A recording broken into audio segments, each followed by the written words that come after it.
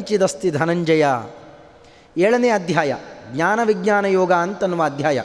ಗೀತೆ, ಭಗವದ್ಗೀತೆಯ 7ನೇ ಅಧ್ಯಾಯದಲ್ಲಿ ಈ ಪದ್ಯ ಇದೆ. ಆರಂಭದಲ್ಲೇ ಬರುವಂತಹ ಪದ್ಯ 7ನೇ ಪದ್ಯ, 7ನೇ ಅಧ್ಯಾಯ 7ನೇ ಪದ್ಯ. ನೆನಪಿಟ್ಟುಕೊಳ್ಳಿಕ್ಕೆ ಅನುಕೂಲ. ಅಲ್ಲಿ ಅಂದಿದ್ದಾನೆ ಪರಮಾತ್ಮನೇ ಅಂತ ಅನ್ನೋದನ್ನು, ಅಹಂ ಕೃಷ್ಣಸ್ಯ ಜಗತಃ, ಇಡೀ ಜಗತ್ತಿಗೂ ಕೂಡ ನಾನೇ ಪ್ರಭವ, ಸೃಷ್ಟಿಕರ್ತ, ನಾನೇ ಲಯಕರ್ತ.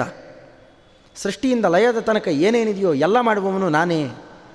ಇದನ್ನು ಹೇಳ್ತಾ ಮತ್ತಃ ಪರತರಂ ನಾಣ್ಯತ್ ಕಿಂಚಿದಸ್ತಿ ಧನಂಜಯ, ನನಗಿಂತ ಪರತರವಾದ ವಸ್ತು ಮತ್ತೊಂದಿಲ್ಲ. ಅದ್ವೈತಗಳಲ್ಲಿ ವ್ಯಾಖ್ಯಾನ ಮಾಡಿದರು, ದೇವರಿಗಿಂತ ಇನ್ನೊಂದು ಹೊರತಾದ ಇನ್ನೊಂದು ವಸ್ತುವೇ ಇಲ್ಲ ಅಂತ. ಆಚಾರ್ಯರಲ್ಲಿ ಲೇವಡಿ ಮಾಡಿದ್ದಾರೆ. ಅನ್ಯತ್ ಶಬ್ದ ವ್ಯರ್ಥ ಆಗಬೇಕ್ರಪ್ಪ ಅಂದರು. ಇಲ್ಲ, ಪರತರ ಶಬ್ದ ಬೇಕಾಗಿಲ್ಲ, ಹಂಗೆ ಕಿತ್ತಾಕ್ಬಿಡ್ಬಹುದು ಅದನ್ನು. ಯಾಕೆ? ಮತ್ತಃ ಅನ್ಯನ್ನಾಸ್ತಿ, ಮತ್ತಃ ಪರತರಂ ನಾಸ್ತಿ, ಸಾಕು. ನನಗಿಂತ ಹೊರತಾದ ಪರತರ ವಸ್ತು ಇಲ್ಲ. ನನಗಿಂತ ಹೊರತಾದಂತಹ ಬ್ರಾಹ್ಮಣ ಇನ್ನೊಬ್ಬ ಇಲ್ಲ. ಅಂದ್ರೇನರ್ಥ? ಬೇರೆ ಬ್ರಾಹ್ಮಣರಿಲ್ಲ ಅಷ್ಟೇ, ಬೇರೆಯವರಿದ್ದಾರೆ ಅರ್ಥ ಅಲ್ವಾ? ಹಾಗೇನೆ ಆ ರೀತಿಯಲ್ಲಿ ಇಲ್ಲೂ ಕೂಡ ಅಂದರೆ ಭಗವಂತ ಒಬ್ಬನೇ ಪರತರ. ನೋಡಿ, ಈಗ ಶ್ರೀಪಾದರಾಜರಿಗೆ ಮುಟ್ಟಲಿಲ್ಲ ನಿಮ್ಮ ಪ್ರಶ್ನೆ, ಕೃಷ್ಣದೇವರಿಗೆ ಕೇಳಬೇಕಾಯ್ತು. ಕೃಷ್ಣದೇವರು ಪರತರ ಅಂತ ಹೇಳಿಕೊಂಡಿದ್ದಾನೆ. ಇದಕ್ಕೆ ಉತ್ತರ ಕೊಡಲಿ ನೋಡೋಣ ಬೇರೆ ಸಿದ್ಧಾಂತದವರು.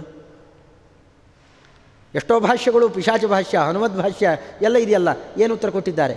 ಆ ತರಪ್ರತ್ಯವನ್ನು ಇಟ್ಟುಕೊಂಡಿದ್ದಕ್ಕೆ ಆಚಾರ್ಯರು ಒಬ್ಬರೇ ಉತ್ತರ ಕೊಟ್ಟವರು. ಶ್ರೀಮದಾಚಾರ್ಯರಿಗೇನು ಮಹತ್ವ, ಶ್ರೀಮನ್ಮಧ್ವಮತೆ ಅಂತ ಯಾಕೆ ಹೇಳಿದ್ವಿ? ಆಚಾರ್ಯರು ಉತ್ತರ ಕೊಡ್ತಾರೆ. ಗೀತಾ ತಾತ್ಪರ್ಯದಲ್ಲಿ ಪರತರ ಅಂತ ಯಾಕೆ ಕೂಗಿದರು ಅದರ ಉತ್ತರ ಕೊಡ್ತಾರೆ. ಅವರ ದುಃಖ ಸಂಬಂಧ ಜೀವ ಏವ ಪ್ರಕೀರ್ತಿತಾ ನಿತ್ಯ ನಿರ್ದುಃಖ ರೂಪತ್ವಾತ್ ಪರಾಶ್ರೀ ರೇಖಲೈವತು. ದೊಡ್ಡ ಪ್ರಕರಣ ಇದೆ, ಅಭಿಪ್ರಾಯ ಮಾತ್ರ ಹೇಳ್ತೇನೆ ನೋಡಿ. ಪರತರ ಅಂತ ಯಾಕೆ ಕೂಗಿದರು? ಪರ ಅಂತಂದರೆ ಲಕ್ಷ್ಮೀದೇವಿ. ಪ್ರಾಯ ಮುಂದವರು ಪ್ರಶ್ನೆ ಮಾಡ್ತಾರೋ ಏನೋ, ನಾನು ಈಗಲೇ ಉತ್ತರ ಕೊಟ್ಬಿಡ್ತೇನೆ ಅವರಿಗೆ. ಜೀವೋತ್ತಮತ್ವ ಇಲ್ಲ, ಹರಿಸರ್ವೋತ್ತಮತ್ವ ಇಲ್ಲ ಸರಿಯಾಗಿ ಅಂತೆಲ್ಲ ಅಂದಿದ್ದರು. ಜೊತೆಯಲ್ಲಿ ಇನ್ನೊಂದು ಶ್ರೀತತ್ವದ ಬಗ್ಗೆ ಪ್ರಸಕ್ತಿಯೇ ಇಲ್ಲ, ಇದು ಬೇರೆಯವರು ಆಕ್ಷೇಪ ಮಾಡಿದ್ದು ಇದೆ. ನಾನೇ ಉತ್ತರ ಕೊಟ್ಟುಬಿಡ್ತೇನೆ. ಪರತರ ಅನ್ನುವಲ್ಲೇ, ಪರ ಅಂದರೆ ಲಕ್ಷ್ಮೀದೇವಿಯೇ, ಅವಳಿಗಿಂತ ತರ ಅಂತಂದರೆ ಪರಮಾತ್ಮ. ಲಕ್ಷ್ಮೀದೇವಿ ಬಂದು ಹೋಯ್ತಲ್ಲಿಗೆ. ಯಾಕೆ ಪರತರ ಅನ್ನೋ ಶಬ್ದವನ್ನೇ ಬಳಕೆ ಮಾಡಿದರು ಅಂದರೆ ಇದೆಲ್ಲ ಪ್ರಮಾಣ ಬುದ್ಧಿಗೆ ಬರಲಿ. ಆಚಾರ್ಯರಾಡಿದ ಮಾತನ್ನು ನೆನಪಿಸಿಕೊಳ್ಳಿ. ಸಂಗ್ರಾಹಕ ಅಂದ ಮೇಲೆ ಅದನ್ನು ನೆನಪಿಗೆ ತರೋ ಒಂದು ಶಬ್ದ ಇಡೋದು ಬೇಡ ಇಲ್ಲಿ. ನೋಡಿ, ಅದೇ ಶಬ್ದ ಇಟ್ಟರು ಏನೆಂದಿದ್ದಾರೆ ಇಲ್ಲಿ? ಕ್ರಮ ಇದೆ ಇಲ್ಲಿ. ಪರತರ ಪರಮಾತ್ಮ.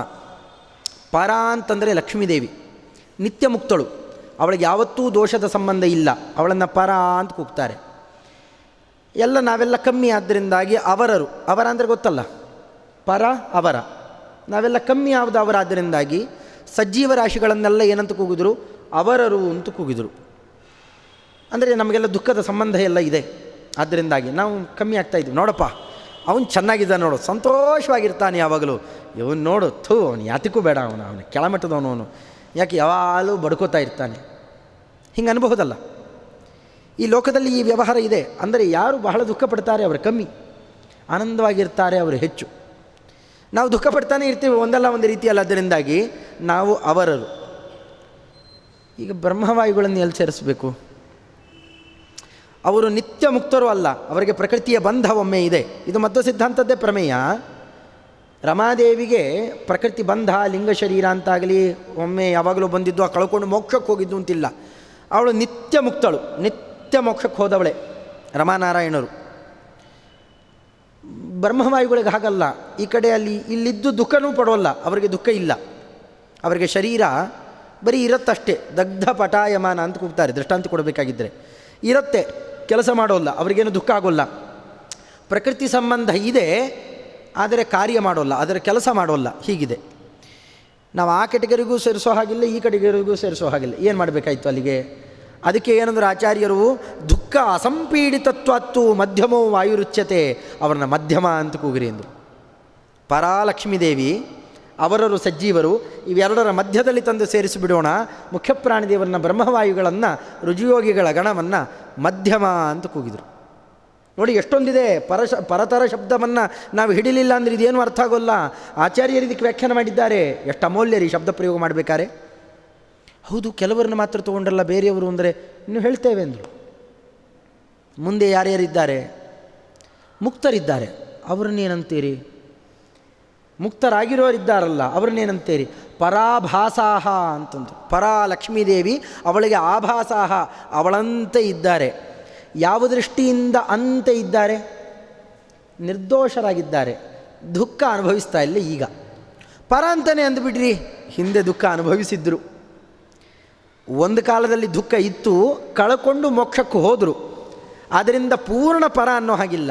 ಆದರೆ ಇನ್ನು ಮುಂದೆ ದುಃಖ ಪಡೋದೇ ಇಲ್ಲ. ಆದ್ದರಿಂದಾಗಿ ಸ್ವರೂಪದಲ್ಲಿರುವ ಸುಖವನ್ನೇ ಅನುಭವಿಸ್ತಾ ಇರ್ತಾರಾದ್ದರಿಂದ ಮುಕ್ತರನ್ನು ಪರಾಭಾಸರು ಅಂತ ಕೂಗಿದ್ರು. ನೋಡಿ, ಪರತರ ಶಬ್ದದ ಹಿನ್ನೆಲೆ ಇನ್ನೆಷ್ಟಿದೆ. ಇನ್ನು ಪ್ರಕೃತಿಯನ್ನು, ಜಡವನ್ನು ಅವರ ಅಂದರು. ತುಂಬ ಅವರ. ಯಾಕೆ? ಪ್ರಕೃತಿ ನಮಗಿಂತ ಅಲ್ಪ, ಜೀವನಿಗಿಂತ ಕಮ್ಮಿ, ಚೇತನನಿಗಿಂತ ಜಡ ಯಾವಾಗಲೂ ಕಮ್ಮಿ ಅಷ್ಟೇ. ಜಡ ಯಾವತ್ತೂ ಹೆಚ್ಚಾಗತ್ತಾ? ಇಲ್ಲ. ಅಂದರೆ ತುಂಬ ಅವರಾಯಿತು. ಆ ಅವರತ್ವದಲ್ಲಿ ಸಂದೇಹ ಇದೆಯಾ ಅಂತ ಕೇಳ್ತಾರೆ. ತಸ್ಯ ಜಡಾಯ ಪ್ರಕೃತೇ ಅವರತ್ವೇ ಕ್ವ ಸಂಶಯ. ಆಚಾರ್ಯರು ಆಡಿದ ಮಾತು, ಪ್ರಮಾಣವನ್ನು ಉಲ್ಲೇಖ ಮಾಡುತ್ತಾರೆ, ಸ್ವಯಂ ಆಚಾರ್ಯರು ಹೇಳಿದ್ದಲ್ಲ. ಇನ್ನು ಮಧ್ಯಮ ಜೀವರಾಶಿಗಳಿದ್ದಾರಲ್ಲ, ರಾಜಸರು, ತಾಮಸರು, ಅವರ ತರರು ಅಂದರು. ಅತ್ಯಂತ ಅವರರಾದ್ದರಿಂದಾಗಿ ಯಾವುದನ್ನು ಮಾಡಬಾರ್ದು ಅಂತಹ ಕೆಲಸಗಳನ್ನೇ ಮಾಡಿ ದುರ್ಗತಿಗೆ ಬೀಳ್ತಾರಾದ್ದರಿಂದ ಅವರನ್ನು ಅವರ ತರರು ಅಂದರು.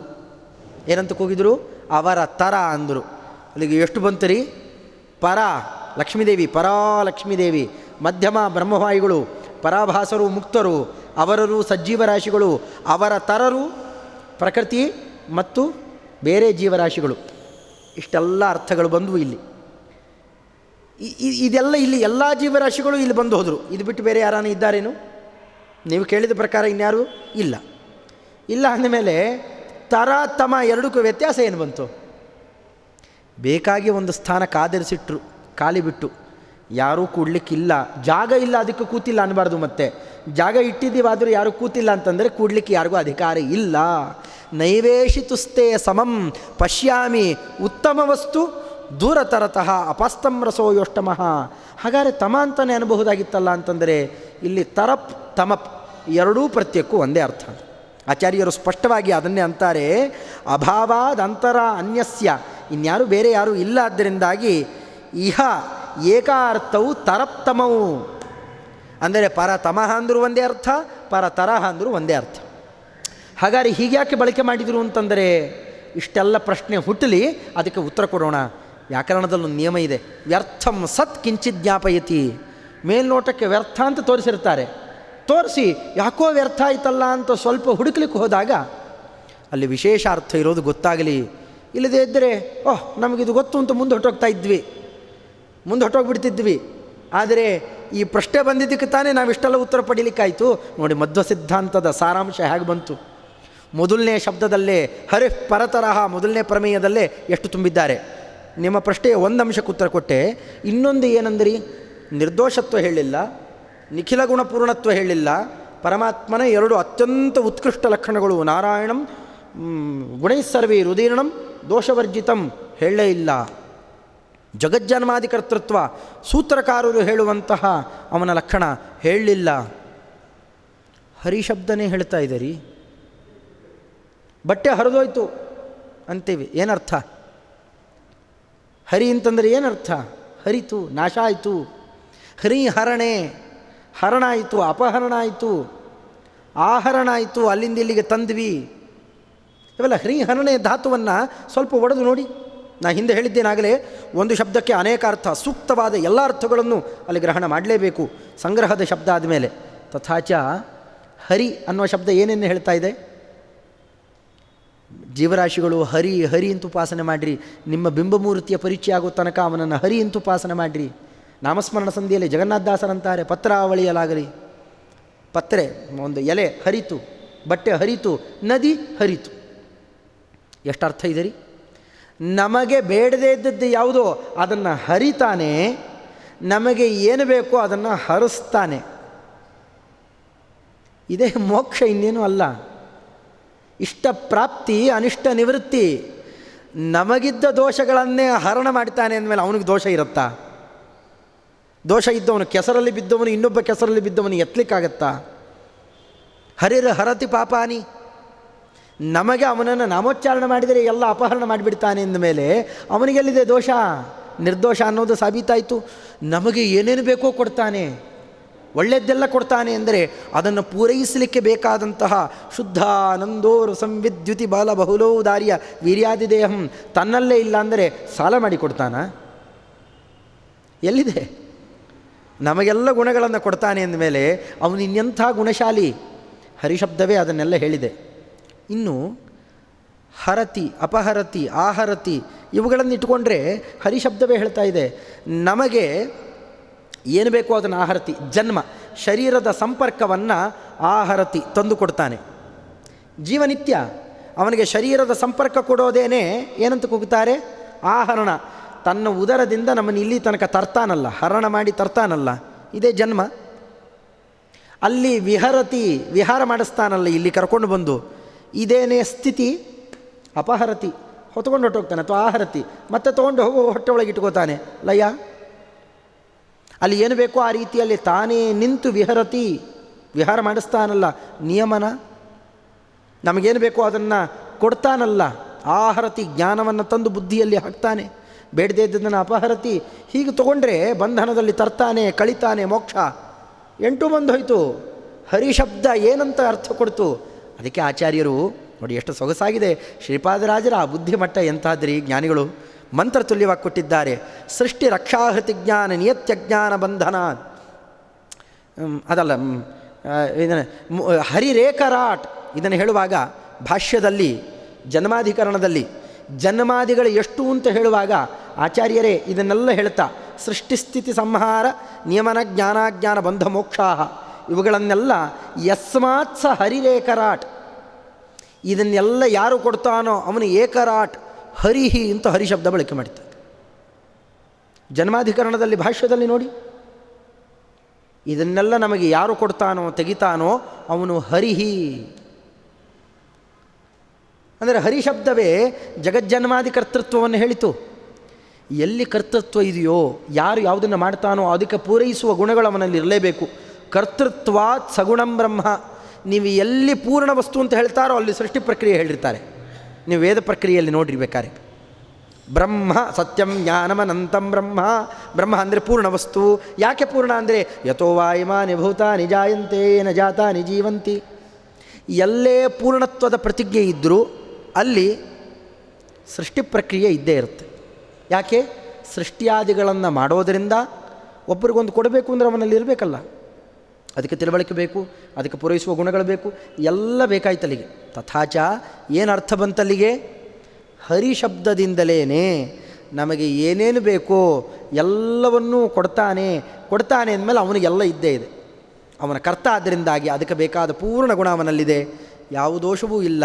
ಅಂದರೆ ಜಗಜ್ಜನ್ಮಾದಿ ಕರ್ತೃತ್ವ, ಅದರಿಂದ ಸಂಭಾವಿತವಾದಂತಹ ನಿಖಿಲ ಗುಣಪೂರ್ಣತ್ವ, ನಿರ್ದೋಷತ್ವ ಇದೆಲ್ಲ ಹರಿಶಬ್ದದಿಂದಲೇ ಹೇಳಲ್ಪಟ್ಟಿದೆ. ಸಂಗ್ರಾಹಕ ಶ್ಲೋಕ ಆದ್ದರಿಂದ ಎಲ್ಲ ಬಾಯ್ಬಿಟ್ಟು ಹೇಳಿಬಿಟ್ರೆ ಅದೊಂದು ದೊಡ್ಡ ಗ್ರಂಥನೇ ಆಗಿ ಹೋಗುತ್ತೆ. ಸಂಗ್ರಹ ಏನಾಯ್ತು ಅಲ್ಲಿಗೆ? ಅಲ್ಲಿ ಯಾವ ಶಬ್ದ ಬಳಕೆಯಾಗಿದೆ ಅದನ್ನೇ ತಗೊಂಡು ಅದನ್ನು ಹೇಳುವ ಶಬ್ದವನ್ನೇ ಇಟ್ಟರೆ ಸಂಗ್ರಹ. ನಮ್ಮಂಥವ್ರಿಗೆ ಮಾಡಲಿಕ್ಕೆ ಬರೋಲ್ಲ. ಈಗಿನವರು ಕೆಲವರು ನಾವು ಮಾಡ್ತೀವಿ ಅಂತ 3-4 ಶ್ಲೋಕ ಮಾಡಿಕೊಂಡು ಕೂತಿದ್ದಾರೆ. ಹಾಗೆ ಮಾಡಿಕೊಡೋದಲ್ಲ. ಒಂದೇ ಶಬ್ದದಲ್ಲಿ ಆಚಾರ್ಯರಿಗೆ ಟೀಕಾಕೃತ್ಪಾದರಿಗೆ ಸಮ್ಮತವಾದ ಕ್ರಮದಲ್ಲಿ ಅವರು ಹೇಳಿದ ಪ್ರಮಾಣವನ್ನು ಬುದ್ಧಿಯಲ್ಲಿಟ್ಟು ಅದೇ ಶಬ್ದ ಇಟ್ಟರೆ ಅದು ಆಚಾರ್ಯರಿಗೆ ಟೀಕಾಕೃತ್ಪಾದರೆ ಮೊದಲಾದವರಿಗೆ ಪ್ರೀತಿಯನ್ನು ತರುವಂಥದ್ದು. ಹಾಗೆ ಹರಿಹಿ ಪರತರಹ ಶ್ರೀಮನ್ ಮಧ್ವಮತೆ ಹರಿಹಿ ಪರತರಹ. ಪ್ರತಿ ಅಕ್ಷರ ಅಮೌಲ್ಯ, ಮಂತ್ರ ತುಲ್ಯ. ಇದು ಸರ್ವೋತ್ತಮ ಅಂತ ಅರ್ಥ ಅದಕ್ಕೆ ಹೇಳಿದರು. ನಿರ್ದೋಷತ್ವ, ಗುಣಪೂರ್ಣತ್ವ ಎಲ್ಲ ಹೇಳಿದರು. ಮಧ್ವಮತದಲ್ಲಿ ಹೀಗಿದೆ ಸರ್ವೋತ್ತಮತ್ವವನ್ನು ಹೇಳ್ತಾ ಇದ್ದಾರೆ, ವಿಷ್ಣುವಿನ ಸರ್ವೋತ್ತಮತ್ವವನ್ನು. ಬೇರೆ ಮತದಲ್ಲೂ ಇದೆ ವಿಷ್ಣು ಸರ್ವೋತ್ತಮತ್ವ. ರಾಮಾನುಜೀಯ ಮತದಲ್ಲೂ ಕೂಡ ವಿಷ್ಣು ಸರ್ವೋತ್ತಮತ್ವ ಅಂತ ಅನ್ನೋದು ಅಲ್ಲೂ ಇದೆ. ಹಾಗಾಗಿ ಅಲ್ಲೇ ಅಂದರೆ ಅಪೂರ್ವತ ಬರಲಿಲ್ಲ. ಅವರು ಹೇಳಿದ್ದನ್ನೇ ಇನ್ನೊಂದು ರೀತಿಯಲ್ಲಿ ಹೇಳಿದ್ದಾರೆ ಅಷ್ಟೇ ಬಿಟ್ಟರೆ ಅವರು ವಿಷ್ಣು ಸರ್ವೋತ್ತಮತ್ವ ಒಪ್ಪಿದ್ದಾರೆ. ಮತ್ತು ಇಲ್ಲ ಶ್ರೀಮದ್ ಆಚಾರ್ಯರ ಮತಕ್ಕೇನೆ ಅಪೂರ್ವತ ಬರಲಿಲ್ಲ. ಒಂದು ರೀತಿಯಲ್ಲಿ ಹೇಳಬೇಕಂದ್ರೆ ಸ್ಪೆಷಾಲಿಟಿ ಏನು, ಸ್ಪೆಷಲ್ ಕಾಂಟ್ರಿಬ್ಯೂಷನ್ ಏನು ಬಂತು ಮಧ್ವಮತದಲ್ಲಿ, ಅದು ಬಂದಾಗ ಆಗಲಿಲ್ಲ. ಸಂಗ್ರಹ ಶ್ಲೋಕದ ಬಗ್ಗೆ ಹೇಳ್ತಾ ಇಲ್ಲ, ಸಿದ್ಧಾಂತದ ಈ ಪ್ರಮೇಯದಲ್ಲೇ ನಾನು ಹೇಳ್ತಾ ಇದ್ದೀನಿ. ಅಪೂರ್ವತ ಅಂತೂ ಇಲ್ಲ. ಹರಿ ಸರ್ವೋತ್ತಮತ್ವ ಒಪ್ಪೋಣ, ಅಪೂರ್ವತ ಅನ್ನೋದು ಬರಲೇ ಇಲ್ಲ. ಪರತರಹ ಅಂತ ಹೇಳಿದ್ದರಿಂದಲೇ ಅಪೂರ್ವತ ಇದೆ. ನಾವು ಹೇಳುವಂತೆ ಅವರು ಸರ್ವೋತ್ತಮತ್ವ ಹೇಳೋಲ್ಲ. ರಾಮಾನುಜೀಯರು ನಾವು ಹೇಳುವ ಸರ್ವೋತ್ತಮತ್ವವನ್ನು ಹೇಳೋಲ್ಲ. ಹೇಗೆ ಹೇಳಿದ್ರು? ಅದಕ್ಕೆ ಬರೀ ಹರಿ ಪರತಮ ಅಂತನೋ ಸರ್ವೋತ್ತಮ ಅಂತನೋ ಹೇಳಿಲ್ಲ ಶ್ರೀಪಾದರಾಜರು. ಹೇಳುವಾಗ ಇಷ್ಟೆಲ್ಲ ಎಲ್ಲರ ಸ್ಥಾನವನ್ನು ಹೇಳಿ, ತಾರತಮ್ಯಾದಿಗಳನ್ನೆಲ್ಲ ಹೇಳಿ, ಜೀವತ್ರೈವಿಧ್ಯ ತಾರತಮ್ಯ ಎಲ್ಲ ಇಲ್ಲೇ ಒಳಗೆ ಸೇರ್ಕೊಂಡ್ಬಿಟ್ಟಿದೆ. ಇದನ್ನೆಲ್ಲ ಹೇಳಿ ಇಂತಹ ಪರತರ ಪರಮಾತ್ಮ ಇದ್ದಾನೆ, ಇದ್ದಾನೆ ಅಷ್ಟೇ ಅಲ್ಲ, ಇರ್ತಾನೆ. ಇದ್ದಾನೆ, ಇದ್ದ, ಇರ್ತಾನೆ. ಇದು ಅಪೂರ್ವತ. ಅಂದರೆ ರಾಮಾನುಜಿಯರ ಹಾಗೆ ಹೇಳೋಲ್ಲ. ರಾಮಾನುಜಿಯರ ಪ್ರಕಾರ ಏನು? ಜೀವರ ಯೋಗ್ಯತೆಯಲ್ಲಿ ಸಮಾನತೆ ಇದೆ. ಸೊ ಈ ಬಂಧನ ಇರೋದರಿಂದ ಇವತ್ತು ಬೇರೆ ಬೇರೆಯಾಗಿ ಕಾಣಿಸ್ತಾ ಇದ್ದೇವೆ ಅಷ್ಟೇ. ಆದರೆ ಈ ಬಂಧನಗಳನ್ನೆಲ್ಲ ಕಳಚಿಬಿಟ್ರೆ ಒಳಗಡೆಯಲ್ಲಿರುವ ಜೀವ ಅವನು ಸಮಾನ ಇದ್ದಾನೆ, ಸಮಾನ ಯೋಗ್ಯತಾಪನ್ನರು. ಅಲ್ಲಿಗೆ ಮೋಕ್ಷಕ್ಕೆ ಹೋದ ಮೇಲೆ ಒಂದು ದಿವಸ ಎಲ್ಲರೂ ಮುಕ್ತರಾದ ಮೇಲೆ ಪರತರಹ ಎಲ್ಲಿ ಉಳ್ಕೋತೀರಿ? ಪರತರಹ ಎಲ್ಲಿ ಉಳ್ಕೋತು? ಉಳ್ಕೊಳ್ಳೇ ಇಲ್ಲ. ಅವ್ರು ಹೇಳ್ತಾರ ರಾಮಾನುಜಿಯರು, ನಮ್ಮಲ್ಲಿ ಸರ್ವೋತ್ತಮತ್ವ ಅನ್ನೋದೇನೆ ಸಾರ್ವಕಾಲೀನ ಸರ್ವೋತ್ತಮತ್ವ. ಇದನ್ನು ಇನ್ಯಾರೂ ಹೇಳಿಲ್ಲ, ಇದು ಆಚಾರ್ಯರು ಕೊಟ್ಟದ್ದೇ. ಎಕ್ಸ್ಕ್ಲೂಸಿವ್ ಕಾಂಟ್ರಿಬ್ಯೂಷನ್ ಆಫ್ ಮಧ್ವ, ಶ್ರೀಮದಾಚಾರ್ಯರೇ ಕೊಟ್ಟಿದ್ದೇ ಇದು. ಇದು ಯಾರೋ ಕೊಟ್ಟಿದ್ದಲ್ಲ. ಅರೆಬರೆ ತಿಳಿದವರು ಇನ್ನೇನೇನೋ ಹೊಸದು ಹುಡುಕಲಿಕ್ಕೆ ಹೋಗ್ತಾರೆ. ಇದು ಅರ್ಥ ಆಗಲೇ ಇಲ್ವಾ? ವಿಮರ್ಶೆ ಮಾಡಲೇ ಇಲ್ಲ ಇದನ್ನು? ಇಲ್ಲೇ ಇದೆ. ಸಾರ್ವಕಾಲೀನವಾದ ಸರ್ವೋತ್ತಮತ್ವವನ್ನು ಹೇಳ್ತಾರಾ? ಯಾರು ಹೇಳ್ತಾರೆ? ಬೇರೆ ಮತೀಯರು ಯಾರು ಒಬ್ಬರು ಹೇಳಿ? ನೈಯಾಯಿಕರು ಹೇಳ್ತಾರಾ? ರಾಮಾನುಜಿಯರು ಹೇಳ್ತಾರಾ? ಭಾಸ್ಕರಾಚಾರ್ಯರು ಮುಂತಾದವರು, ಬೇರೆ ಬೇರೆ ಕರ್ಮ ಮೀಮಾಂಸಾವಾದಿಗಳು ಯಾರಾದರೂ ಹೇಳ್ತಾರಾ? ಸದಾ ಭಗವಂತನಿಗೆ ಸರ್ವೋತ್ಕೃಷ್ಟತ್ವವನ್ನು ಕಾಪಾಡುವ ಏಕೈಕ ವೈಷ್ಣವ ಸಿದ್ಧಾಂತ ಅಂತಂದರೆ ಮಧ್ವ ಸಿದ್ಧಾಂತ ಒಂದೇ ಹೊರತು ಇನ್ನು ಯಾವ ಸಿದ್ಧಾಂತವೂ ಅಲ್ಲ. ಇದನ್ನು ನಾನು ನೀವು ಹೇಳೋದಲ್ಲ. ಹಿಂದೆ ಕಾಶಿಯಲ್ಲಿ ಒಬ್ಬ ದೊಡ್ಡ ವಿದ್ವಾಂಸರು ಈ ಮಾತನ್ನಾಡ್ತಾರೆ. ಇದೊಂದು ಮಾತನ್ನಾಡಿ ಪ್ರಾಯ ಈ ಸಂವಾದವನ್ನು ಈ ಹೊತ್ತಿಗೆ ನಿಲ್ಲಿಸೋಣ ಈ ವಿಶೇಷಣದೊಂದಿಗೆ. ಹಿಂದೆ ನಮ್ಮ ಪರಮಗುರುಗಳು ಜಾಲೆಹಾಳಾಚಾರ್ಯರು ಅಲ್ಲಿ ದೊಡ್ಡ ನೈಯಾಯಿಕರು, ಬಾಲಚಂದ್ರ ಮಿಶ್ರರು ಅಂತ ಅವರಲ್ಲಿ ಅಧ್ಯಯನ ಮಾಡ್ತಿದ್ದ ಕಾಲದಲ್ಲಿ ಮಧ್ವನವಮಿಯ ಪ್ರಸಂಗ ಬಂತು. ಮಧ್ವನವಮಿ ಮಾಡಬೇಕು, ವಿದ್ವಾಂಸರನ್ನು ಸೇರಿಸಿ ಮಾಡಬೇಕು ಅಂತ ತಾವು ಇದ್ದ ಕೆಲವರು ವಿದ್ಯಾರ್ಥಿಗಳು, ಇವರು ಪ್ರೌಢ ವಿದ್ಯಾರ್ಥಿಗಳು ಆ ಕಾಲಕ್ಕೆ, ಇವರು ಯುವ ವಿದ್ವಾಂಸರು, ಜೊತೆಯಲ್ಲಿ ಇನ್ನೂ ಅನೇಕರನ್ನೆಲ್ಲ ಕರೆಸಿ ಅಧ್ಯಕ್ಷರನ್ನಾಗಿ ತಮ್ಮ ಗುರುಗಳೇ ತಮಗೆ ಪಾಠ ಹೇಳ್ತಾ ಇದ್ದಾರಾದ್ದರಿಂದಾಗಿ ಒಂದು ಸಂಕೋಚ, ಅವರನ್ನೇ ಅಧ್ಯಕ್ಷರು ಅಂತ ಮಾಡಿಸಿದರು, ಕೂಡಿಸಿದರು. ಶ್ರೀಮದಾಚಾರ್ಯರ ಗ್ರಂಥಗಳ ವೈಶಿಷ್ಟ್ಯ ಎಲ್ಲ ಹೇಳ್ತಾ ಬಂದರು. ಪ್ರಾಸಂಗಿಕವಾಗಿ ಎಲ್ಲ ಹೇಳ್ತಾ ಆವತ್ತಿನ ದಿವಸ ಅದನ್ನೆಲ್ಲ ಅರ್ಪಣೆ ಮಾಡಬೇಕು. ಆದರೆ ವಿಚಿತ್ರ ಪ್ರಸಂಗ ಅಂತಂದರೆ ಅಧ್ಯಕ್ಷರನ್ನಾಗಿ ಯಾರನ್ನು ಕೂಡಿಸಿದ್ದಾರೆ? ಅವರ ಅದ್ವೈತಿಗಳು ಬಾಲಚಂದ್ರ ಮಿಶ್ರರನ್ನು ಕೂಡಿಸಿಬಿಟ್ಟಿದ್ದಾರೆ. ಒಳಗಡೆಯಲ್ಲಿ ಸಂಕಟ, ಭಯ ಹತ್ತುಕೊಂಡಿದೆ. ಮಧ್ವನವಮಿ, ಮಧ್ವರಾಯರ ಉತ್ಸವ ಮಾಡ್ತಾ ಇದ್ದೇವೆ, ಎಲ್ಲ ಹೋಗಿ ಕಡೆಗೆ ಅವ್ರನ್ನ ಕೂಡಿಸಿದ್ದೇವೆ ಪರಮತಿಯರನ್ನು. ಇಷ್ಟೆಲ್ಲ ಹೇಳ್ತಾರೆ, ಆದರೂ ನಮ್ಮ ಮತದ್ದೇ ಸ್ವಾರಸ್ಯ ಅಂತನೋ ಏನೋ ಒಂದು ಮಾಡಿ ಕುಚ್ಚೋದ್ಯನೋ ಅದೋ, ಅಥವಾ ಅವರ ಮತಾಭಿಪ್ರಾಯನೋ ಸಹಜತೆಯಿಂದಲೂ ಏನೋ ಒಂದು ರೀತಿಯಲ್ಲಿ ಮಧ್ವರಾಯರಿಗೊಂದು ಅಪಚಾರ ಕೂತರೆ ಸುಮ್ಮನೆ ಕೂಡಲಾರದೆ ಅಪಚಾರ ಮಾಡಿಸಿದಂತಾಗತ್ತೆ. ಏನು ಮಾಡಬೇಕೀಗ? ಮಂತ್ರಾಲಿ ಪ್ರಭುಗಳ ಅಚ್ಛಿನ್ನ ಭಕ್ತರು ನಮ್ಮ ಜಾಲೆಹಾಳಾಚಾರ್ಯರು. ಅವರ ತಂದೆಯವರಂತೂ ನಡೆಯುವ ರಾಯರ ವೃಂದಾವನ ಅಂತ ಕೂಗ್ತಿದ್ರು. ಸಾತ್ವಿಕ ಗುರಾಚಾರ್ಯರು, ಸಾತ್ವಿಕಾಚಾರ್ಯರು. ಮಂತ್ರಾಲಿ ಪ್ರಭುಗಳಲ್ಲಿ ಅವಿಚ್ಛಿನ್ನ ಭಕ್ತಿ ಅವರದ್ದು. ಮಂತ್ರಾಲಿ ಪ್ರಭುಗಳನ್ನು ಬೇಡ್ಕೊಳ್ಳಿಕ್ಕೆ ಶುರು ಮಾಡಿದಾರಂತೆ, ಸ್ವಾಮಿ ಇವೆಲ್ಲ ನೀವು ನಡೆಸೋದು, ನಾವು ಮಾಡ್ತೀವಿ ಅಂದರೆ ಏನೇನೋ ಇಂಥ ಅಚಾತುರ್ಯ ನಡಿಬಹುದು, ಏನೂ ಅಚಾತುರ್ಯ ನಡೀದೇ ಇದ್ದಂತೆ ನೀವು ಕಾಪಾಡಿ. ಮಂತ್ರಾಲಿ ಪ್ರಭುಗಳ ಮಹಿಮಾ ಏನೇನೋ ಹೇಳ್ತಾರೆ ರೀ, ಮಂತ್ರಾಕ್ಷತೆ ಅದು ಇದು ಅಂತ. ನೋಡಿ ನಮ್ಮ ಜಾಲೆಹಾಳಾಚಾರ್ಯ ಕಂಡ ಆ ಮಂತ್ರಾಲಿ ಪ್ರಭುಗಳ ಮಹಿಮಾ ಬಂತು. ಅಧ್ಯಕ್ಷ ಭಾಷಣ ಆದಮೇಲೆ ಇನ್ನೊಬ್ಬರು ಮಾತಾಡ್ಕೊಡ್ದು. ಏನು ಮಾಡಬೇಕೀಗ? ಹೇಗದನ್ನೆಲ್ಲ ಮಂಡನೆ ಮಾಡೋದು? ಕಡೆಗೆ ಆಚಾರ್ಯರನ್ನ ಬಯ್ಯೋ ಮಾತನಾಡಿ ನಿಲ್ಲಿಸಿಬಿಟ್ರೆ ಗತಿ ಹೇಗೆ? ಮಂತ್ರಾಲಿ ಪ್ರಭುಗಳನ್ನು ಅವಿಚ್ಛಿನ್ನವಾಗಿ ಬೇಡ್ಕೋತಾ ಇದ್ದಾರೆ. ಏನು ಆಶ್ಚರ್ಯ ರೀ! ಆವತ್ತಿನ ದಿವಸ ಬಾಲಚಂದ್ರ ಮಿಶ್ರರು ತಗೊಳ್ತಾರ ಆ ಕಾಲಕ್ಕೆ. ಏನಂತ ತಗೊಂಡ್ರು? ಮಧ್ವ ಸಿದ್ಧಾಂತವನ್ನು ಬಿಟ್ಟು ಇನ್ನು ಯಾವುದೇ ಸಿದ್ಧಾಂತ ತಗೊಂಡ್ರು ಎಲ್ಲವೂ ನಾಸ್ತಿಕ ಸಿದ್ಧಾಂತ. ಮಧ್ವ ಸಿದ್ಧಾಂತ ಒಂದೇ ಆಸ್ತಿಕ ಸಿದ್ಧಾಂತ. ಬಾಲಚಂದ್ರ ಮಿಶ್ರರು ಮಾತಾಡಿದ ಮಾತು ಉಪಪಾದನೆ ಮಾಡ್ತಾ ಬರ್ತಾರೆ. ಪ್ರತಿ ಮಾತನ್ನು ಹೇಳ್ತಾ ಉಪಪಾದನೆ ಮಾಡ್ತಾರೆ. ಇನ್ನು ಎಲ್ಲರೂ ಯಾರು ತಾನೇ ದೇವರಿಗೆ ಬೆಲೆ ಕೊಟ್ಟರು? ನಾವು ದೇವರ ಹಾಗೇ ಇದ್ದೀವಿ, ದೇವರಂತೇನೆ ಆಗ್ತೀವಿ, ದೇವರಾಗ್ತೀವಿ. ದೇವರು ಇಲ್ಲೇ ಇಲ್ಲ, ದೇವರು ಇದ್ದರೂ ಅವನಿಗೆ ಶರೀರ ಇಲ್ಲ, ಅವನಿಗೆ 8 ಗುಣ. ಯಾರು ಬೆಲೆ ಕೊಟ್ಟರು? ಯಾರು ಬೆಲೆ ಕೊಟ್ಟಿದ್ದಾರೆ? ಇನ್ನು ಯಾವ ಸಿದ್ಧಾಂತದಲ್ಲಿ ಬೆಲೆ ಇದೆ? ಎಲ್ಲ ಮತಗಳು ನಾಸ್ತಿಕ ಸಿದ್ಧಾಂತವೇ. ಪರಮಾತ್ಮನ ಅಸ್ತಿತ್ವವನ್ನು ಸ್ಥಾಪನೆ ಮಾಡಿದ ಏಕೈಕ ಸಿದ್ಧಾಂತ ಅದು ಮಧ್ವ ಸಿದ್ಧಾಂತ ಒಂದೇ. ಮಂತ್ರಾಲಯ ಪ್ರಭುಗಳ ಕಾರುಣ್ಯ, ನಿರ್ದುಷ್ಟವಾದ ಮನಸ್ಸಿನಿಂದ ನಡೆಸಿದ ನಮ್ಮ ಜಾಲಿಹಾಳಾಚಾರ್ಯರ ಆ ಉತ್ಸವ ವಿಶೇಷ. ಬಾಲಚಂದ್ರ ಮಿಶ್ರರ ಬಾಯಲ್ಲಿ ಈ ಮಾತು ಬಂತು. ಸತ್ಯಾಂಶ ವಿಮರ್ಶೆ ಮಾಡಿದವರು ಯಾರೇ ಇರಲಿ, ಪ್ರತಿಯೊಬ್ಬರಿಗೂ ಹೃದಯದಲ್ಲಿ ಬರುವ ಆ ಉದ್ಗಾರ ಮಧ್ವ ಸಿದ್ಧಾಂತವೇ ಸಿದ್ಧಾಂತ, ಮಧ್ವ ಮತವೇ ಮತವು, ಸಕಲ ಶ್ರುತಿ ಸಮ್ಮತವು. ಇದು ಒಂದೇ ಬರೋದು. ಅಂಥ ಸಿದ್ಧಾಂತದ ಸಾರಾಂಶವನ್ನು ಕೊಡ್ತಾ ಒಂದೊಂದು ಅಕ್ಷರ ಇದೇ ಇರಬೇಕು ಅಂತನ್ನುವ ತಮ್ಮ ತಪಸ್ಸಿನಿಂದ ಜೋಡಣೆ ಮಾಡಿಟ್ಟಿದ್ದಾರಲ್ಲ ನಮ್ಮ ಶ್ರೀಪಾದರಾಜರು. ನಾಳೆ ಇನ್ನೇನು ಹತ್ತಿರದಲ್ಲಿ ಅವರ ಆರಾಧನೆ ಬರೋದಿದೆ. ಅದರಿಂದಾಗಿ ಈಗೇನು ನಾವು ನಡೆಸಿದ ಸಂವಾದ ತನ್ಮಯತೆಯಿಂದ ನಮ್ಮ ಕಂಬಾಲೂರು ಸುದರ್ಶನಾಚಾರ್ಯರು ಅದನ್ನು ಬಹಳ ಸೊಗಸಾದ ಕ್ರಮದಿಂದಾಗಿ ಆ ಪ್ರಶ್ನೆಗಳನ್ನು ಸ್ವಲ್ಪ ಗಾಬರಿ ಆಗಬೇಕು ನಮಗೂ ಉತ್ತರ ಕೊಡುವವರಿಗೆ. ಅಷ್ಟು ಚೆನ್ನಾಗಿ ಅದನ್ನು ಪ್ರಶ್ನೆಗಳನ್ನು ಕೇಳಿದರು. ಅಷ್ಟು ಜೋರಾಗಿ ಅವರು ಪ್ರಶ್ನೆ ಕೇಳಲಿಲ್ಲ ಅಂದರೆ ಒಳಗಿರುವ ಅಂಶಗಳು ಹೊರಗೆ ಬರೋಲ್ಲ. ಆ ಬರೋ ಕ್ರಮದಲ್ಲಿ ಅವರೇನು ಪ್ರಶ್ನೆ ಕೇಳಿದ್ದಾರೆ ಅವ್ರಿಗೂ ಕೂಡ ಅಭಿನಂದನೆಗಳನ್ನು ಸಲ್ಲಿಸ್ತಾ, ಇನ್ನು ಈ ಕ್ರಮದಿಂದಾಗಿ ಈ ಪದ್ಯವನ್ನು ಈ ಕ್ರಮದಲ್ಲಿ ಅದನ್ನು ಹೇಳಬೇಕು ಮಾಡಬೇಕು ಅಂತನ್ನೋ ಕ್ರಮದಲ್ಲಿ ಒಂದು ಈ ಆಸಕ್ತಿಯಾದಿಗಳನ್ನೆಲ್ಲ ಮೂಡಬೇಕಾಗಿದ್ದರೆ ಇದಕ್ಕೆ ನನಗೆ ಸ್ಫೂರ್ತಿ ನಮ್ಮ ಆಚಾರ್ಯರು. ಅವರ ಹಿಂದೆ ಆ ಉಪನ್ಯಾಸ ಮಾಡುತ್ತಿದ್ದ ಕ್ರಮ, ಒಂದೊಂದು ಶಬ್ದದಲ್ಲಿ ಅವರು ತೋರಿಸ್ತಿದ್ದ ಆ ಆಳವಾದ ಅರ್ಥ ಸಹಜವಾಗಿ ಅನುಭವಕ್ಕೆ ಬರುವಂತೆ ಅದನ್ನು ತೋರಿಸಿಕೊಟ್ರೆ ಯಾವುದೂ ಎಳೆದು ಏನೋ ಸರ್ಕಸ್ ಮಾಡ್ತಾ ಇದ್ದಾರೆ, ಸಾಹಸ ಮಾಡ್ತಾ ಇದ್ದಾರೆ ಅನ್ನಿಸಬಾರದು. ಅಷ್ಟು ಸಹಜವಾಗಿ ಶ್ರೀಪಾದರಾಜರಲ್ಲೇ ಕೇಳಿ ಬಂದಿದ್ದಾರಾ ಅಂತ ಅನ್ನಿಸ್ಬೇಕು. ಆ ಕ್ರಮದಲ್ಲಿ ಅದನ್ನು ಸೊಗಸಾಗಿ ಅವರೇನು ನಿರೂಪಣೆ ಮಾಡಿಕೊಡ್ತಾ ಇದ್ದರೂ ಅವರ ಅನುಗ್ರಹ ವಿಶೇಷದಿಂದಾಗಿ ಈ ಅಭಿಪ್ರಾಯಗಳನ್ನು ಹೇಳುವ ಪ್ರಯತ್ನ ಮಾಡಿದ್ದೇನೆ. ಇದು ಅವರದ್ದೇ ಶಿಕ್ಷಣ. ಅದರಿಂದ ಇಲ್ಲಿ ಹೇಳಿದ್ದು ಸತ್ಯಾಂಶ ಏನಾರ ಸಾತ್ವಿಕವಾದಂತಹ ಕ್ರಮದಲ್ಲಿ ಇದ್ದಿದ್ದಾದರೆ ಬಹಳ ಆಗಿಲ್ಲ. ಎರಡೇ ಮಾತನಾಡಿದ್ದೇವೆ. ಶ್ರೀಮನ್ಮಧ್ವಮತೆ ಹರಿಃಪರತರಹ. ಮುಂದೆ ಇನ್ನೂ ಅನೇಕ ಕಾರ್ಯಾಲಯಗಳಲ್ಲಿ ಮತ್ತೆ ಮುಂದಿನ ವಿಶೇಷಣಗಳನ್ನು ನೋಡೋಣ. ತುಂಬ ತೂಕದ ವಿಶೇಷಣಗಳು. ಬೇರೆಯವರು ಮಾತಾಡಿದಂತೆ ಅಸಡ್ಡೆಯಿಂದ ಮಾತ್ಸರ್ಯದಿಂದಲೋ ತುಚ್ಛವಾಗಿ ಮಾತಾಡಿದಂತಹ ಪದ್ಯ ಅಲ್ಲ. ಉಪಾಸನೆ ಮಾಡಬೇಕಾದ ಮಂತ್ರತುಲ್ಯವಾದಂತಹ ಅದ್ಭುತವಾದ ಪದ್ಯ ಇದು ನಮ್ಮಿಂದ.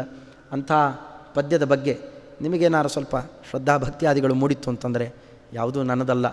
ನನ್ನನ್ನು ಆಚಾರ್ಯರ ಮನೆಗೆ ಕರ್ಕೊಂಡು ಹೋಗಿ ಹಾಕಿದಂತಹ ನಮ್ಮ ತಂದೆ ತಾಯಿಗಳ ಅನುಗ್ರಹ ಬಂದಿದ್ದಾರೆ. ಅವರಿಗೆ ನಮಸ್ಕಾರಗಳನ್ನು ಸಲ್ಲಿಸ್ತೇನೆ ನಾನು. ಅದರಂತೆಯೇ ಆ ರೀತಿಯಲ್ಲೇ ಅದಕ್ಕೆ ಪ್ರೇರಣೆ ಮಾಡಿ ಪ್ರತಿ ಹಂತದಲ್ಲೂ ನಮ್ಮನ್ನು ಈ ಮಾರ್ಗದಲ್ಲಿ ಅದೇ ಕ್ರಮದಲ್ಲಿ ನಡೆಸಿರತಕ್ಕಂತಹ ಪ್ರೋತ್ಸಾಹ ಕೊಟ್ಟು ತೊಡೆ ಮೇಲೆ ಕೂಡಿಸಿಕೊಂಡು ನನಗೆ ಉಪನಯನ ಆದಾಗ ನಾವು ಬರೋದು ಸ್ವಲ್ಪ ತಡ ಆಯಿತು ಅಷ್ಟೇ. ವಿಶ್ವೇಶ್ವರಪುರದಲ್ಲಿ ನಡೆದಿದ್ದು, ಅಲ್ಲಿ ವ್ಯಾಸರಾಜ ಮಠದಲ್ಲಿ. ನಾವು ಹೋಗೋದು ಒಂದು 5-10 ನಿಮಿಷ ವ್ಯತ್ಯಾಸ ಆಗಿದೆ. ಅಷ್ಟರೊಳಗೆ ನಮ್ಮ ವಿದ್ಯಾಪಯೋನಿಧಿ ತೀರ್ಥ ಶ್ರೀಪಾದಂಗಳವರು 4 ಡಬ್ಬ ಇಟ್ಟು ಚಪ್ಪರ ಹಾಕಿಸ್ತಾ ಇದ್ದಾರೆ. ಇಷ್ಟು ಪ್ರೇಮ ಆ ಕ್ರಮದಲ್ಲಿ ರಕ್ಷಣೆ ಮಾಡ್ತಾ ಇದ್ದವರು ಮಹಾನುಭಾವರು ಅಂತ. ಅವರು ಎಳೆದು ತೊಡೆ ಮೇಲೆ ಕೂಡಿಸಿಕೊಂಡು ಗರ್ಜನೆ, ಸಿಂಹಗರ್ಜನೆ ಅವರದ್ದು. ಅವರ ಆ ಕ್ರಮದಲ್ಲಿದ್ದ ಮಹಾನುಭಾವರು ಎಳೆದು ತೊಡೆ ಮೇಲೆ ಬಾ ಇಲ್ಲಿ ಅಂತ ಗುರುಮಂತ್ರ ಉಪದೇಶ ಆವತ್ತು ಮಾಡಿದರು. ವ್ಯಾಸರಾಜರ ಒಂದು ಚಿಕ್ಕ ನಾಣ್ಯ ಜನವಾರಕ್ಕೆ ಸಿಗಿಸಿ ಉದ್ಧಾರ ಆಗುವಂಥ ಒಂದು ಮಾತಂದರು. ಪ್ರಾಯ ಮಾತಿನ ಅನುಗ್ರಹದ ಮಟ್ಟದಿಂದ ಇವತ್ತಿಲ್ಲಿ ಕೂಡ್ತಾ ಇದ್ದೇನೆ ಅಷ್ಟೇ.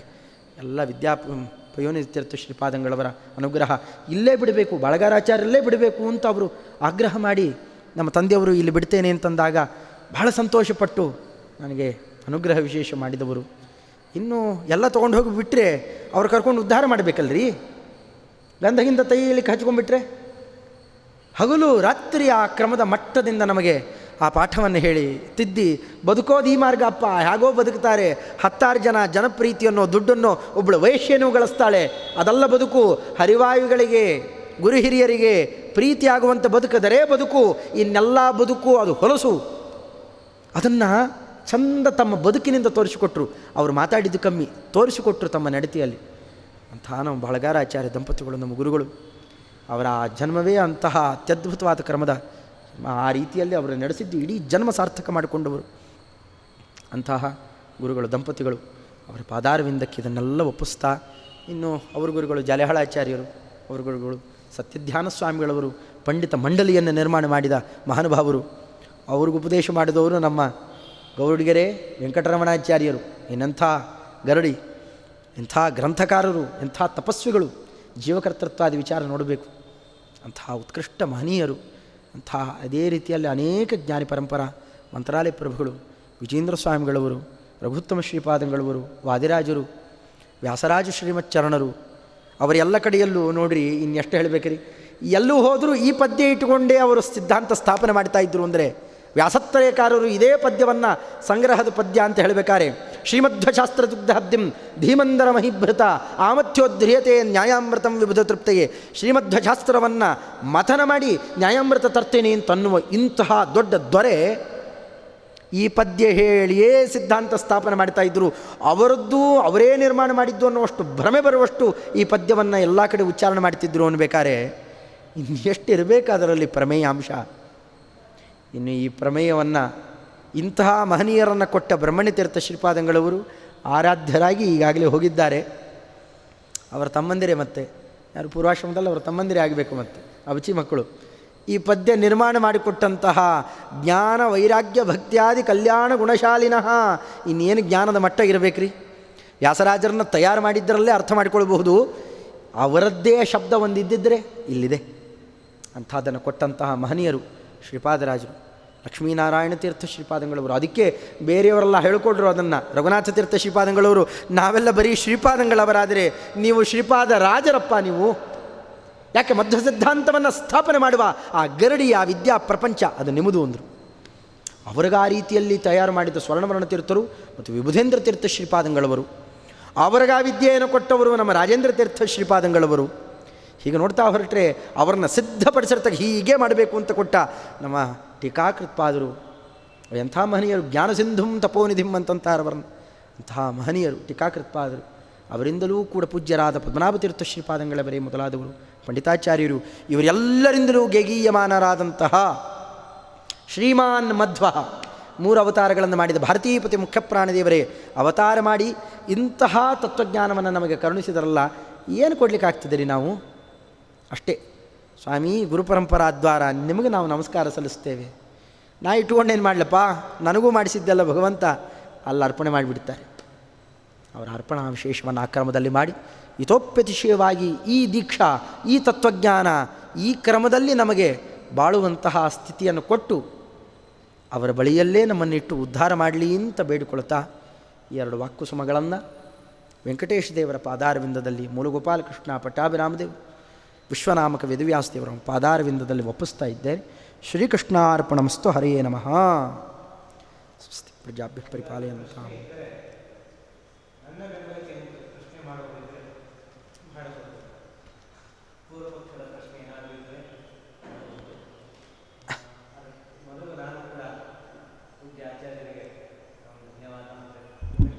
ನಮಸ್ಕಾರಗಳನ್ನು ಸಲ್ಲಿಸ್ತಾ, ನನ್ನನ್ನು ಇಲ್ಲಿ ಇನ್ವಾಲ್ವ್ ಮಾಡಿಸಿ ಒಂದು ರೀತಿಯಲ್ಲಿ ಇದಕ್ಕೆ ಸಿದ್ಧಪಡಿಸಿ ಈ ರೀತಿ ಇನ್ವಾಲ್ವ್ ಆಗಬೇಕು ಅಂತ ಹೇಳಿ ಕೇಳಿಕೊಂಡಾಗ ನನಗೆ ಒಪ್ಪಿಕೊಂಡೆ. ಯಾಕೆಂದರೆ ಇವತ್ತು ನಾನು ಬಿಡುವಿದ್ದೆ ಅಂತ ಹೇಳಿ ಒಂದು ಕಾರಣ. ಇನ್ನೊಂದು, ಇಂತಹ ಕಾರ್ಯಕ್ರಮಗಳಿಗೆ ಯಾವ ರೀತಿಯಲ್ಲಿ ಆದರೂ ಕೂಡ ನಮ್ಮ ಒಂದು ಸೇವೆ ಅಂತ ನಾವು ಸಲ್ಲಬೇಕು. ಇದು ವ್ಯಾಸರಾಜರ, ಶ್ರೀಪಾದರಾಜರ ಇಡೀ ಪರಂಪರೆಗೆ ನಾವು ಸಲ್ಲಿಸುವಂತಹ ದೊಡ್ಡ ಸೇವೆ. ಈ ಒಂದು ಕೃತಜ್ಞತೆಯನ್ನು ಮತ್ತೆ ಮತ್ತೆ ಸ್ಮರಿಸ್ತಾ, ಅವರ ಒಂದು ಸ್ಫೂರ್ತಿ, ನಾನು ಒಂದು ಮಾತನ್ನು ಹೇಳಬೇಕು. ಪ್ರತಸ್ಮರಣೀಯರಾದಂತಹ ಶ್ರೀ ವಿದ್ಯಾಪಯನತೀರ್ಥ ಶ್ರೀಪಾದಂಗಳವರು ನನಗೂ ಕೂಡ ಇದೇ ತಿರುಮಕ್ಕೂಡ್ಲು ಕ್ಷೇತ್ರದಲ್ಲಿ ಉಪನಯನವನ್ನು ಮಾಡಿಸಿ ಗುರುಪದೇಶವನ್ನು ತೊಡೆ ಮೇಲೆ ಇಟ್ಟು ಕೂಡಿಸಿಕೊಂಡು ಮಾಡಿ ಅಷ್ಟೊಂದು ಪ್ರೀತಿ ಅವರಿಗೆ. ನಮ್ಮ ಯಾರು ಅನುಷ್ಠಾನ ಸರಿಯಾಗಿ ಮಾಡ್ತಾರೋ ಅವ್ರನ್ನ ಕಂಡ್ರೆ ಬಹಳ ಪ್ರೀತಿ ಅವರಿಗೆ. ಅಷ್ಟೇ ಒಂದು ರೀತಿ ಏನು ನೇರ ನುಡಿ ಅವರದು, ಮುಚ್ಚುಮರೆ ಇರಲಿಲ್ಲ. ನೋಡೋದಕ್ಕೆ, ಹೊರಗೆ ನೋಡೋದಕ್ಕೆ ಬಹಳ ಕೋಪ ಅವರು ನೋಡೋದಕ್ಕೆ, ಅದರ ಒಳಗೆ ಹಾಗಲ್ಲ. ಹಾಗಿದ್ದಂತಹವರು, ಅವರ ಒಂದು ಕರುಣೆಯನ್ನು ಇವತ್ತಿಗೂ ಕೂಡ ನಾನು ಅನುಭವಿಸ್ತಾ ಇದ್ದೇನೆ. ಹಾಗೆ ನನ್ನ ಗುರುಗಳಾದ ಪೂಜ್ಯ ವ್ಯಾಸನಕೆರೆ ಆಚಾರ್ಯರು ಇವತ್ತಿಗೂ ಕೂಡ ನನ್ನನ್ನು ಅನೇಕ ಸಂಶೋಧನೆ ತೊಡಕೊಳ್ಳಬೇಕು ಅಂಥೇಳಿ ಸ್ಫೂರ್ತಿ ಅಂದರೆ ಆಶೀರ್ವಾದ ಮಾಡಿ. ಯಾಕೆಂತಂದರೆ ಅವರು ಹೇಳ್ತಾರೆ, ಇವತ್ತು ಕೂಡ ಒಂದು ಮಾತು ಹೇಳಿದರು ನನಗೆ, ಇಡೀ ಜನ್ಮ ಪರಿಪೂರ್ಣವಾಗಿ ಬಿಟ್ಟು ಬಂದರೂ ಕೂಡ, ಅಂದರೆ ಎಲ್ಲ ಬಿಟ್ಟು ಅದೊಂದೇ ಕೆಲಸ ಮಾಡ್ತೀನಿ ಅಂದರೂ ಕೂಡ ಇವತ್ತು ನಮ್ಮಲ್ಲಿರುವಂತಹ ಒಂದು ಈ ಗ್ರಂಥರಾಶಿ ಏನಿದೆ, ಅಧ್ಯಯನ ಮಾಡೋದಿರಲಿ, ಹೊರಗಡೆ ತರೋದಕ್ಕೆ ಕೂಡ ಆಗೋದೇ ಇಲ್ಲ. 10,000 ಜನ ಕೂತು ಮಾಡಿದರೂ ಕೂಡ ಆಗೋದಿಲ್ಲ, ಅಷ್ಟಿದೆ. ಆ ಒಂದು ಇದರಲ್ಲಿ ನಿಟ್ಟಿನಲ್ಲಿ ಸಾಧನೆಯನ್ನು ಮಾಡಬೇಕು ಅಂತ ಹೇಳಿ ಉಪದೇಶ ಮಾಡ್ತಾ, ಅನುಗ್ರಹ ಮಾಡ್ತಾ ಇರುವಂಥ ಅವರಿಗೂ ಕೂಡ ನಮಸ್ಕಾರಗಳನ್ನು ಸಲ್ಲಿಸ್ತಾ, ಯಾರಾದರೂ ಪ್ರಶ್ನೆ ಇದ್ದರೆ ಕೇಳಬೇಕು.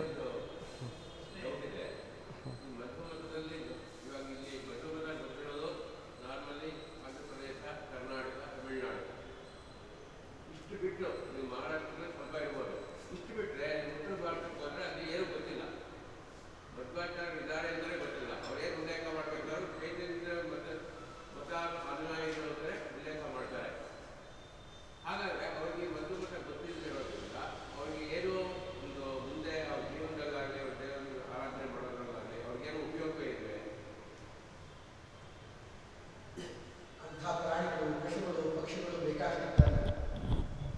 ಇದ್ದಾವೆ. ಅನಂತ ಜೀವರಾಶಿಗಳು ಸರಿಯಾದ ಕ್ರಮದಲ್ಲಿ ಯಾವ ರೀತಿಯಲ್ಲಿ ನಡಿಬೇಕು ಅನ್ನೋ ನಡೆ ಗೊತ್ತೇ ಇಲ್ಲದೇ ಇರುವಂತಹ ಕೋಟಿ ಜೀವರಾಶಿಗಳಿದ್ದಾವೆ.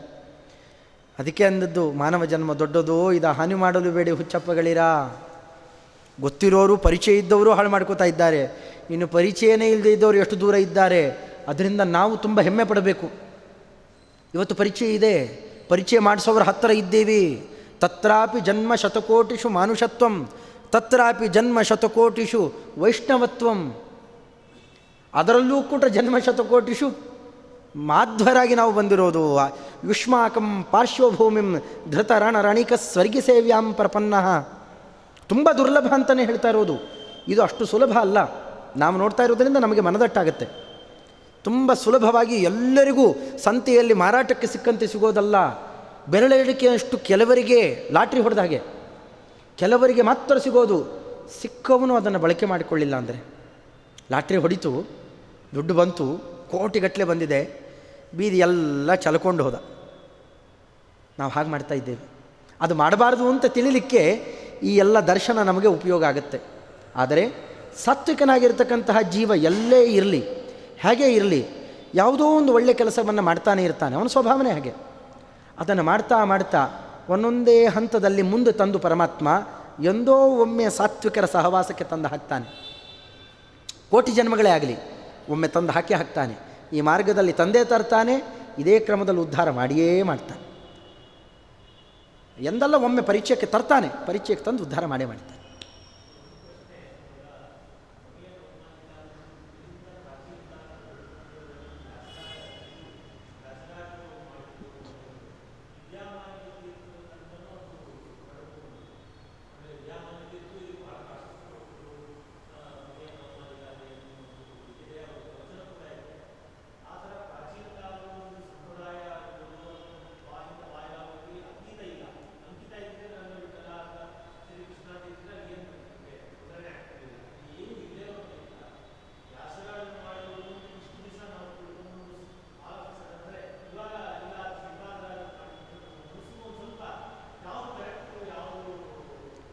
ನಿಜ ನಿಜ, ನಾನು ಉತ್ತರ ಕೊಟ್ಟೆ, ನೀವು ಇರಲಿಲ್ಲ ಅನಿಸುತ್ತೆ. ಈಗ ಭಾಗವತವನ್ನು ನಿರ್ಮಾಣ ಮಾಡಿದವರು ಯಾರು?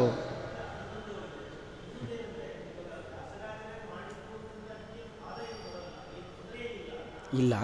ಪ್ರಮಾಣ ಇನ್ನೂ ಸ್ಪಷ್ಟವಾಗಿ ನಮ್ಮ ಕಂಬಾಲೂರು ರಾಮಚಂದ್ರ ತೀರ್ಥರ ಮರಿಮಕ್ಕಳು ಪಿನ್ನರಹರಿ ಆಚಾರ್ಯರು ಅನ್ನುವವರು ಸ್ಪಷ್ಟವಾಗಿ ತಮ್ಮ ಅದಕ್ಕೆ ದೊಡ್ಡ ಕೃತಿಯನ್ನು ನಿರ್ಮಾಣ ಮಾಡಿಕೊಡ್ತಾರೆ. ಪ್ರಮಾಣ ಸಂಗ್ರಹ ಅಂತ ಒಂದು ದೊಡ್ಡ ಕೃತಿಯನ್ನೇ ನಿರ್ಮಾಣ ಮಾಡಿಕೊಡ್ತಾರೆ. ಪೂರ್ಣಪ್ರಜ್ಞ ಸಂಶೋಧನಾ ಮಂದಿರದಿಂದ ಮುದ್ರಣ ಆಗಿದೆ. ನಿಜ ನಿಜ ನಿಜ, ಎಲ್ಲರೂ ವ್ಯಾಸರಾಜರದ್ದು ಅಂತಲೇ ಉಲ್ಲೇಖ ಮಾಡ್ತಿದ್ದಿದ್ದು ಸುಳ್ಳಲ್ಲ. ಉಲ್ಲೇಖ ಮಾಡೋದು ತಪ್ಪು ಅಲ್ಲ. ವ್ಯಾಸರಾಜ ಇಲ್ಲಿ ಇಷ್ಟೇ ವ್ಯತ್ಯಾಸ. ಶ್ರೀ ಶುಕೌವಾಚ ಅಂತಲೇ ಭಾಗವತದ ಪದ್ಯ ಹೇಳೋದು. ಅವರು ಉವಾಚ ಹೇಳಿದವರು, ನಿರ್ಮಾಣ ಮಾಡಿದವರು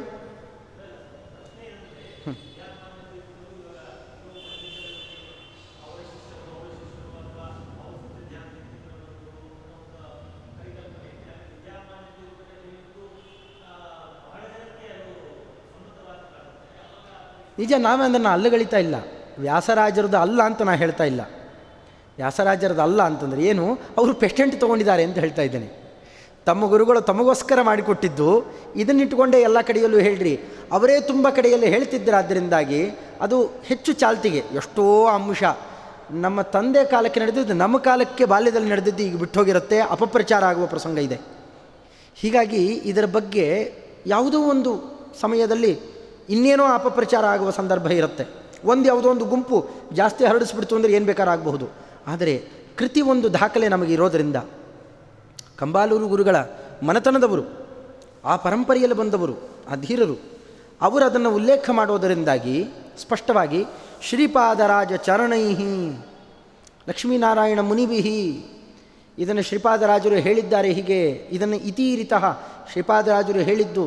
ಮತ್ತು ಗುರುಗೂ ಶಿಷ್ಯರಲ್ಲಿ ಅಂಥ ವ್ಯತ್ಯಾಸ ಏನು? ಗುರುಗಳು ಮಾಡಿಕೊಟ್ಟಿದ್ದನ್ನೇ ಶಿಷ್ಯರು ಎಲ್ಲ ಕಡೆಯಲ್ಲೂ ಇದನ್ನೇ ಇಟ್ಟುಕೊಂಡೇನೆ ಮೂಲಭೂತವಾಗಿ ಮಧ್ವ ಸಿದ್ಧಾಂತದ ಅಂಶಗಳನ್ನೆಲ್ಲ ನಿರೂಪಣೆ ಮಾಡ್ತಾ ಹೋಗಿದ್ದಾರೆ.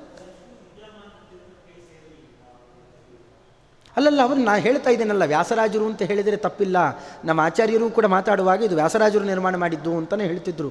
ತಪ್ಪೇನಿಲ್ಲ, ವ್ಯಾಸರಾಜರೇ ಇದನ್ನು ನಿರ್ಮಾಣ ಮಾಡಿದರು ಅನ್ನೋ ಆ ಚಿಕ್ಕ ಅಂಶದಲ್ಲೇನು, ಶುಕಾಚಾರ್ಯರೇ ಭಾಗವತ ನಿರ್ಮಾಣ ಮಾಡಿದರು ಅಂತಂದ ಹಾಗೆ. ಭಾಗವತವನ್ನು ಹೇಳಿದ್ದು ವೇದವ್ಯಾಸದೇವರೇ ಮೊದಲೇ ಬಂದು ಕೂತ್ಕೋತಾರೆ, ಹೇಳೋಲ್ಲ, ಶುಕಾಚಾರ್ಯರೇ ಹೇಳ್ತಾರೆ. ಯಾಕೆ? ಅವರ ದ್ವಾರಾನೇ ಅದು ಬರಬೇಕು. ಸತ್ಯಾಂಶ ಇದನ್ನು ನಿರ್ಮಾಣ ಮಾಡಿ ಕೊಟ್ಟಿದ್ದು ಶ್ರೀಪಾದರಾಜರು. ಅದನ್ನು ಜಗತ್ತಿನಲ್ಲೆಲ್ಲ ಕಡೆಯಲ್ಲೂ ಪಾಠ ಪ್ರವಚನಕ್ಕೆ ಪರಿಚಯಕ್ಕೆ ತಂದಿದ್ದು ವ್ಯಾಸರಾಜರು. ಆ ದೃಷ್ಟಿಯಿಂದ ಎಲ್ಲ ಕಡೆಯಲ್ಲೂ ಅದನ್ನು ಅವರೇ ಹೇಳಿದವರಾದ್ದರಿಂದ ಅದಕ್ಕೆ ನಿಯಾಮಕರು ಅನ್ನೋ ದೃಷ್ಟಿಯಲ್ಲಿ ವ್ಯಾಸರಾಜರು ಅದನ್ನು ಕೊಟ್ಟರು. ವ್ಯಾಸರಾಜ ಪ್ರಣೀತ ಅಂತಂದ್ರೆ ತಪ್ಪೇನಿಲ್ಲ, ಎರಡೂ ಬಾಧೆ ಇಲ್ಲ. ಮತ್ತು ಇದು ಅಷ್ಟು ಹೊರಗಡೆ ಬರದೇ ಇರುವಂತಹ ಕೃತಿ, ಅಲ್ಲಿ ತನಕ ಯಾರಿಗೂ ಅಸ್ಪಷ್ಟವಾಗಿ ಗೊತ್ತಿತ್ತು ಅಂತಂದರೆ ಬಾಯ್ಬಿಟ್ಟೆ ಎಲ್ಲರೂ ಹೇಳ್ತಿದ್ರು. ಜಗತ್ತಿನ ಚಾಲ್ತಿಯಲ್ಲಿ ಏನಿತ್ತು ವ್ಯಾಸರಾಜರ ಬಗ್ಗೆ ಇತ್ತು, ಅದನ್ನು ಕರ್ಣಾಕರ್ಣಿ ಬಂದ ಸುದ್ದಿಯನ್ನು ಈ ಥರ ತುಂಬ ಎಷ್ಟೋ ತಾವು ಬರ್ಕೊಂಡು ನೋಟ್ಸಲ್ಲೆಲ್ಲ ಹಾಗೆ ಇದೆ. ಇದು ವ್ಯಾಸರಾಜರ ಮತತ್ರಯ ಸಂಗ್ರಹ ಮಾಡುವಾಗ ಎಲ್ಲ ಕಡೆಯಲ್ಲೂ ಹೀಗೆ ಇದೆ. ಅವರ ಬಾಯಲ್ಲೇ ಕೇಳಿರ್ತಿದ್ರು, ಅವರೇ ಮಾಡಿದ್ರು ಅಂತ ತಿಳ್ಕೊಂಡ್ರು. ಆದರೆ ಅವರು ನಿರ್ಮಾಣ ಮಾಡಿದ್ದಲ್ಲ. ಅದು ಆಪಾದ ಮೌಳಿ ಪರ್ಯಂತಂ ಶ್ಲೋಕ ಹೇಳ್ತಾರೆ. ಎಲ್ಲಿದ್ದು ಅಂತ ಗೊತ್ತಾ? ಎಷ್ಟೋ ಜನಕ್ಕೆ ಗೊತ್ತೇ ಇಲ್ಲ. ಹೇಳ್ತಾರೆ, ಯಾರು ನಮ್ಮ ಗುರುಗಳು ಮಾಡಿದ್ದು ಅಂತ ತಿಳ್ಕೊಂಡ್ಬಿಟ್ಟಿರ್ತಾರೆ ಶಿಷ್ಯರು.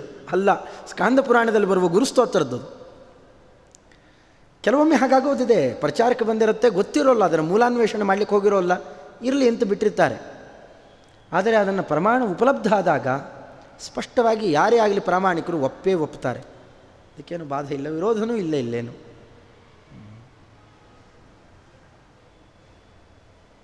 ಆಯಿತು ಅನ್ಸುತ್ತಲ್ಲ.